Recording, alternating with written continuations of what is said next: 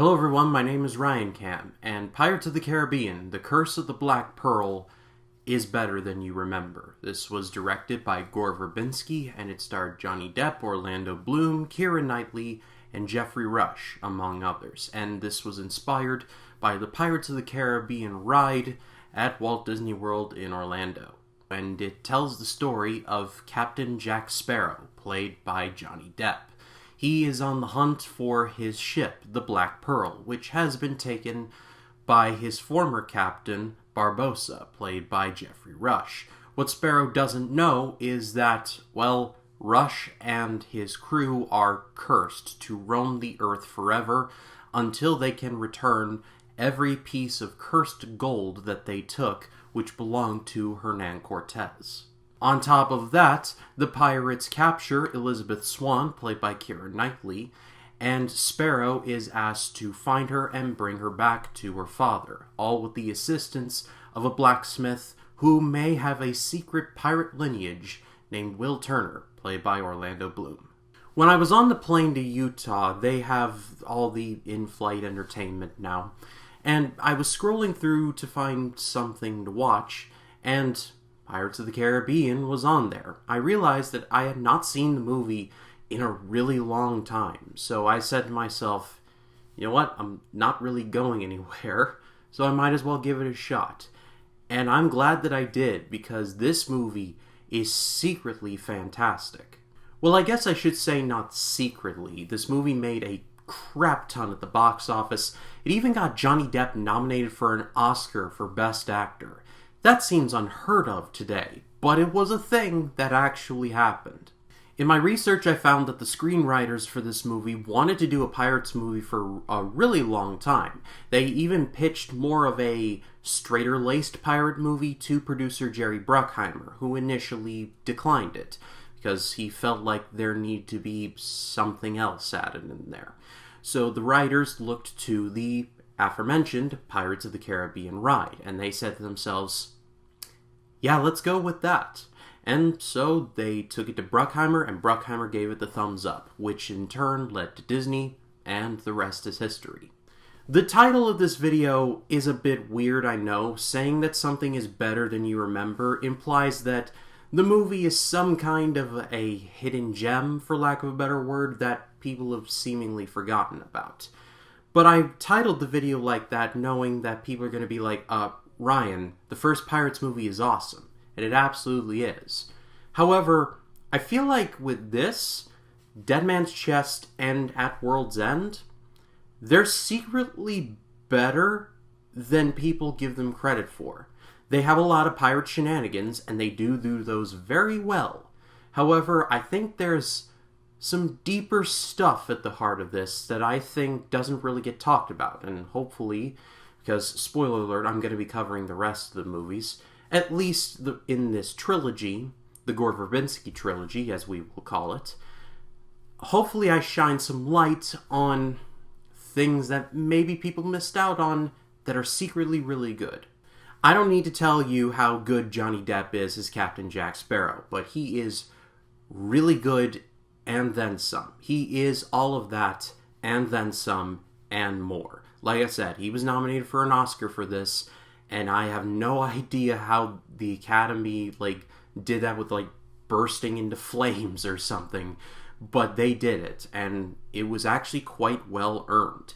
Captain Jack Sparrow is such a weird character, but he works so well. He is somehow the most tempting piece to play on the game board, and also the most devastating piece. He comes across as this buffoon, but deep down inside, he's the smartest guy in the room. He knows he has at least a good idea of what everyone else is going to do before he does it. No better scene personifies that than his introduction, where he's on the mast of this sinking ship, and as he coasts into land, the ship just completely sinks, and sinks literally as he steps onto the gangplank to walk into Port Royal. He is literally the captain of a sinking ship, but like I said, he is also one step ahead of everyone else. He also has a good knack of getting out of situations too. A good example of this is when the harbor master, for lack of a better word, is like, Sir, you must give a name and a shilling. And Captain Jack's like, all right, here's 3 shillings, and let's forget the name. And the harbor master is just like, welcome to Port Royal, Mr. Smith. It's such a good scene, but it shows that Captain Jack is secretly, like, he's got a plan. He may not know exactly where the entirety of the plan is going, but he at least has a plan. The movie also does a good job of showing that when push comes to shove, he's a great fighter. One of the best scenes of the movie is that sword fight between him and Will Turner. The two just duel like nearly to the death, and it is just great. That whole scene is so good. They just travel across literally a blacksmith shop. It's kind of small, but they make use of every piece of territory that is available to them, and there's not a single moment of wasted movement. It's handled so well. I think this is a good place to talk about, well, Will Turner, played by Orlando Bloom. I think the reason why Orlando Bloom isn't in many movies anymore is because, well, in the early 2000s, he was in all the Lord of the Rings movies and in all of the Pirates of the Caribbean movies up till At World's End. The man's probably a schmillionaire and doesn't really have to do all that much. He's made all the money he'll ever need, so I'm sure he's just chilling on a beach somewhere, and I can't argue with that choice. But in all seriousness, though, he does do a really good job here. Will Turner definitely gets more interesting as the movies go on from what I do remember. And here, the main story is the clearly, like, come on, you really do have feelings for Elizabeth Swan, but he just doesn't have the courage to say anything. Yet. He has a couple good one-liners, too, when he and Sparrow are on Tortuga and they have to wake up Gibbs, who is literally sleeping with some pigs. Yeah, I'm sure that's a pirate thing to do. And after Sparrow wakes him up with the first bucket, they have a conversation. Turner throws the second bucket of water on him, and Sparrow's like, I think he's awake. And Turner's like, I know, it's for the smell. Great stuff there. And then I love the line where Sparrow is just... the running joke is that he got slapped by a couple of women, and then when he gets his crew to go after the Black Pearl, we meet Anna Maria. Hi, Zoe Saldana. I forgot you were in this movie, by the way. And Sparrow's like, Anna Maria. And Anna Maria just slaps the taste out of his mouth. And Turner's just like, yeah, I'm sure you didn't deserve that one. And Sparrow's like, no, I'm pretty sure I did. I love the chemistry between these two. It's so good. Keira Knightley is also really good as Elizabeth Swan. She's not just some damsel in distress. She actually fights her way out of things, and I really did appreciate that. She gets far more badass in the later movies, though. This is definitely primordial stuff. She gets far cooler in the other movies. And then there is Captain Barbosa. Not going to lie, I have not seen Dead Man's Chest and At World's End in some time, so I don't know how well the Davy Jones arc holds up, but in case it doesn't, let me just say that Barbosa was the perfect villain for this movie, and let's just say that he is just a fantastic character.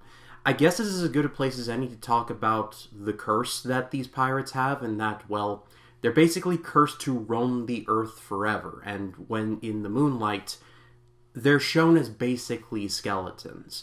Now, the CGI was very much a product of its time.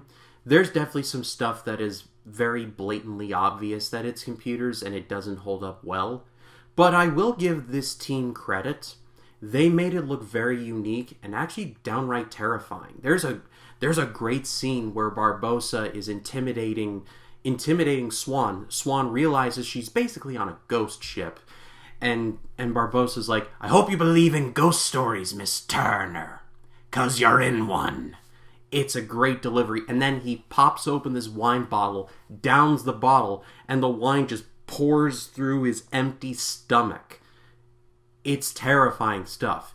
It's not the most realistic looking thing, but honestly, I don't mind. There's character in this, for lack of a better word. and it's something I greatly appreciated. And I think, like I said, I think there's deeper themes in these 3 Pirates movies that don't really get talked about super often. And I think one of those themes is present in this movie, the theme being freedom. There's a great line where Sparrow is talking to Swan about the appeal of a ship, and that how a boat is just a boat, but a ship means freedom. It's really well done, and it's the appeal of this freedom and wildness versus just control of the British and what we would eventually see in the East India Company that is definitely doing this throughout the remainder of the trilogy. And I think that at the end of the day, especially Curse of the Black Pearl is better than you remember. It is a lot of fun. However, I think there is a lot more going for it than people like to give credit for. This is getting an easy, amazing grade. If you have not seen this movie or haven't seen it for a while, watch it again. It's especially better than a lot of blockbusters that we get nowadays. One last note before I go. I was actually talking to Rachel, my friend from Rachel's Reviews. I was going out to see her. We were in her car on her way back to her house after a theater show, and she was talking to me about how her 2010 Disney retrospective that she does with Stanford is going to be on her channel. I think it's on her channel now by the time of this recording. And she was telling me about how Disney tries so many ideas and they don't work. And it's like Pirates is the one that really started to work. And yeah, that is definitely the case. After this, I mean, Disney's still trying to do the Pirates thing. And it has definitely lost steam, but I'll talk more about that when I get there. But then there are other movies based off of, like, rides that they have done. Heck, last year, they did a Jungle Cruise movie. It was just okay, but they did a Jungle Cruise movie. Especially with Curse of the Black Pearl, it is proof that the sun, the planets, and all the stars were together in perfect alignment to create one of the best Pirates movies of all time. But do you all have any good Curse of the Black Pearl stories? Leave your thoughts in the comments. I'd love to read what you would have to say about it. And over the next couple of Sundays, I will be covering the remainder of the Pirates movies, starting next week with Pirates of the Caribbean number 2, Dead Man's Chest. But if you like this video, please be sure to leave a like, comment your thoughts down below, and if you like this video and you want to see more like it, hit the subscribe button and click the bell to allow notifications. That way when a new video drops, you'll be the first to know about it. My name is Ryan Cam, and bring me that horizon.